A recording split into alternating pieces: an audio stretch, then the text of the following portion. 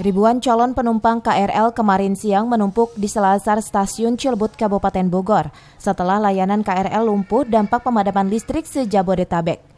Mereka bahkan terlantar selama berjam-jam hingga memadati seluruh area stasiun dan lorong setempat.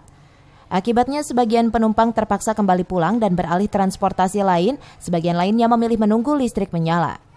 Bahkan belasan petugas stasiun harus disibukkan melakukan pengembalian tiket penumpang, serta menghimbau dengan woro-woro terkait pemadaman listrik. Selain loket dan mesin gate padam total, sejumlah KRL juga teronggok mendadak karena tak bisa beroperasi. Sudah lama nih nunggunya? Sekitar jam 12. Sampai sekarang belum jalan? Iya, belum jalan. Tapi sudah ada pengumuman dari PT KAI atau gimana? Belum sih, suruh nunggu aja. Nunggu belum aja? Ada kepastiannya.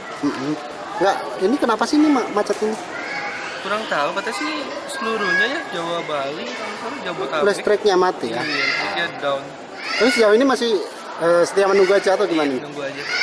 Selain layanan stasiun, dampak pemadaman listrik juga berimbas pada kemacetan arus lalu lintas. Sejumlah ruas jalan utama stasiun Cilebut bahkan semeraut karena lampu trafik tak berfungsi. Akibatnya petugas kepolisian terpaksa disibukkan mengatur arus lalu lintas secara manual.